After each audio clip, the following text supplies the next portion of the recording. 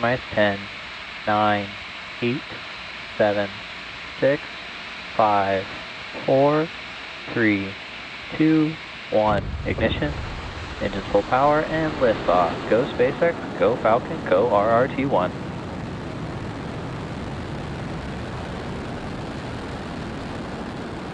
Vehicle is pitching downrange.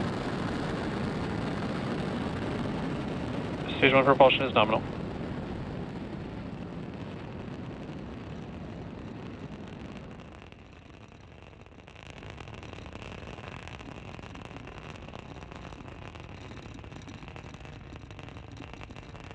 Falcon 9 has successfully lifted off from Space Launch Complex 40 at Cape Canaveral Space Force Station. During ascent, we tilt or gimbal the engines, and that turns the rocket horizontally in a maneuver known as a gravity turn. We're still going up, but now we're also heading horizontally away from the launch pad. Moments ago, we throttled Power and telemetry nominal. Good call out there. Moments ago, we throttled the engines down on the first stage in preparation for max Q, or maximum aerodynamic pressure. Falcon is supersonic. Falcon 9 is now supersonic. Max Q is a critical moment during flight because the combined stresses caused by Falcon 9 accelerating through the atmosphere and the ambient static pressure are at their greatest. Max Q. And we are now at max Q, and the rocket typically needs to go about 17,500 miles per hour horizontally in order to avoid being pulled back down to Earth and get into orbit.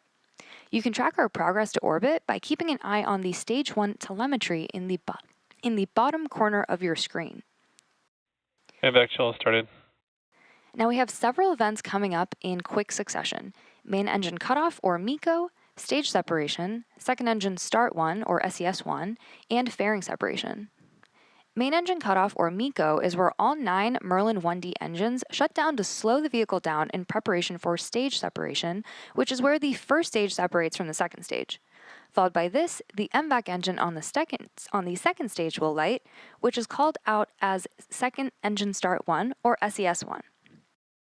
This engine burn, lasting several minutes, will propel the second stage and the payload to orbit. And in addition to these 3 major events, the fairing halves will separate shortly after SES1, so keep an eye out for all of those events coming up in just a few seconds.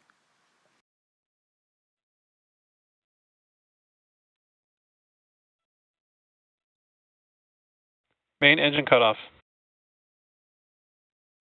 Stage separation confirmed.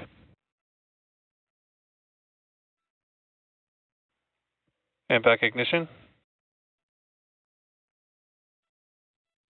And there you heard and maybe just even saw those events that happened back to back, which again were MECO, Stage Sep, and SES1.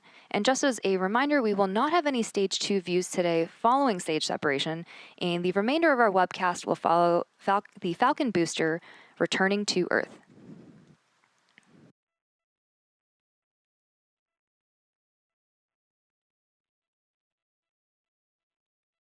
Next up will be fairing separation, about 10 seconds.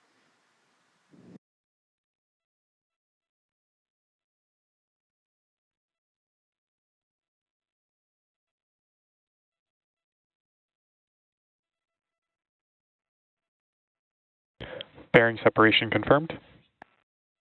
Good call out there for confirmation of fairing separation. And as I mentioned earlier, we will be attempting to retrieve these fairing halves again, today using our recovery vessel Doug once they fall back to Earth.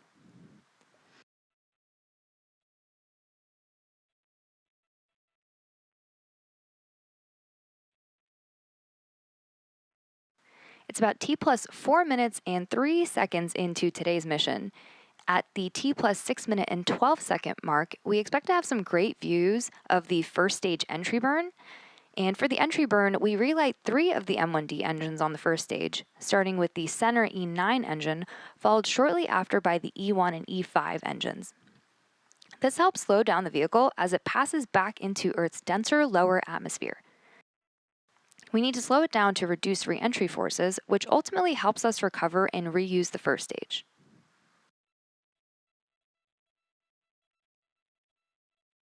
During the entry burn, Falcon 9 is decelerating by firing its Merlin engines, but we're still moving really fast. And this causes the vehicle to fly through Merlin's exhaust gases, or its plume, and this deposits a layer of soot on the vehicle surface, which is why our vehicles look the way they do.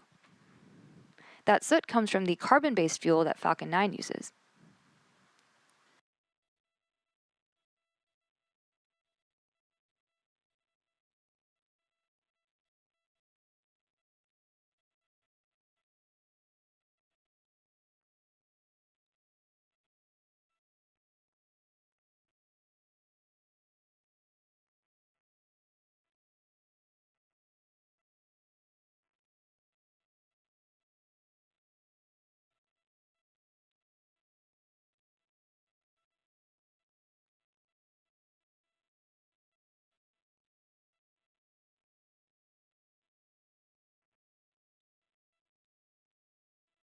On second thought, we might not have great views of entry burn, but hopefully we do. Reusability is key to lowering the cost of spaceflight, which enables more investment in critical scientific research. The Falcon 9 first stage that is supporting today's mission is flying for its 4th time. And while this booster is on its 4th trip to and from space, we're working towards qualifying our fleet of Falcon boosters and fairings to support 40 missions each. Stage 1 entry burn startup. Stage 1 FTS is safed. And there you can see the entry bird. I'm glad we had a great view.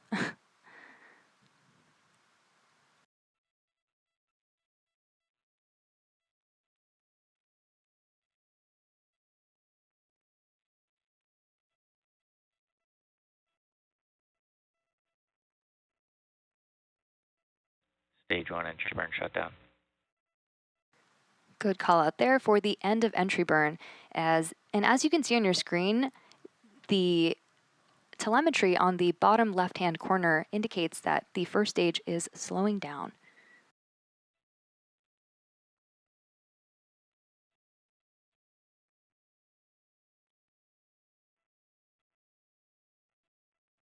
Next up, in about a minute, we will have the landing burn. The Merlin engines on the Falcon first stage are optimized for sea level, and these achieve about 190,000 pounds of thrust during ascent and entry.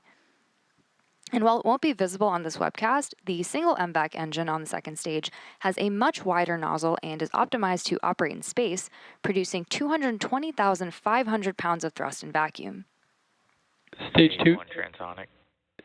Stage 2 is internal guidance. Good callouts there for stage 2. So coming up in under 30 seconds, we will have the landing burn of the first stage. And the landing burn is the final burn of the Falcon 9 booster that is used to reduce the remaining speed of the vehicle in order to allow for a soft... Stage 2 FTS is safed. In order to allow for a soft touchdown on the drone ship.